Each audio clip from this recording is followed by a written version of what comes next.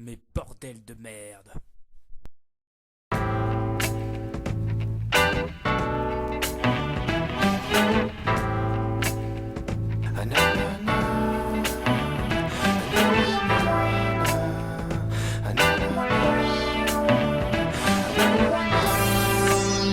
Check it out. Yo, once upon a time there was a kid named Michael. He wrote about his life but with so many typos. Like when he wrote live, it should've said love. And when he wrote hit, he really meant hug. But he couldn't dig a hole that's already been dug. Like you couldn't smoke a bowl and not call it a drug. His story's so imperfect, but that's what made it beautiful. At times like a circus, that's what made it suitable. At a school where kids use words like beautiful, awesome and radical, with carefree attitudes. And his life went on, he put trust in songs. Like when he heard bad, he put some gloves on his palms. When Biff sang Poison, he knew Jack swung. And when he heard BDP, his brain went numb. That's when he got struck by the hip-hop bug. And those that had it, the only ones that knew what's up. The beginning of a story he'd write in bed, which developed into tears, and it ended that read. Check the rhyme with time, and check the rhythm. It's the life of mine, and check the rhyme with time. I feel delivered when this life ain't mine, and check the rhyme with time, and check the rhythm. It's the life of mine, and check the rhyme with time. I feel delivered.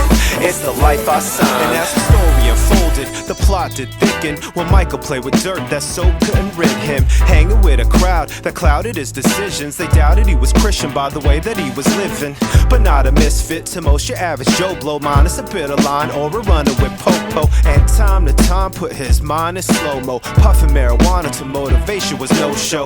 Then took his mental photos and wrote them in notepad, utilizing metaphors and rhyming his vocab. And signed hella broke, still at his folks' pad. He crawled back to church, home turfs and stats, gonads. Mike knew life meant more than getting by. Living for fame, money, girls, or getting high. He heard good deeds could never get him to heaven, but only through grace and the sun that God sent in. And that's when he felt shiver set in, palms sweating off his feet and swept in a concept so deep he couldn't sleep.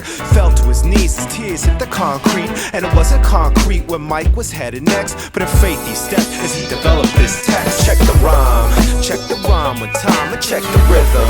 It's the life of mine, and check the rhyme with time. I feel delivered when this life ain't mine, and check the rhyme with time, and check the rhythm. It's the life of mine, and check the rhyme with time. I feel delivered.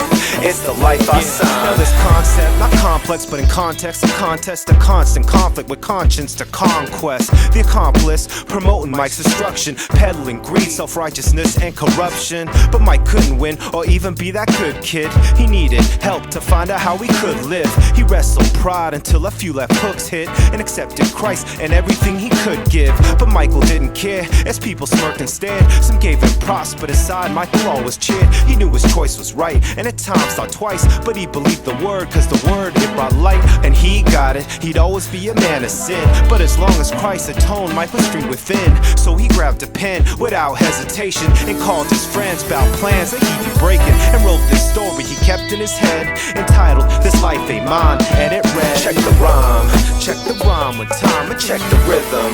It's the life of mine, and check the rhyme with time. I feel delivered when this life ain't mine, and check the rhyme with time, and check the rhythm. It's the life of mine, and check the rhyme with time. I feel delivered. It's the life I signed.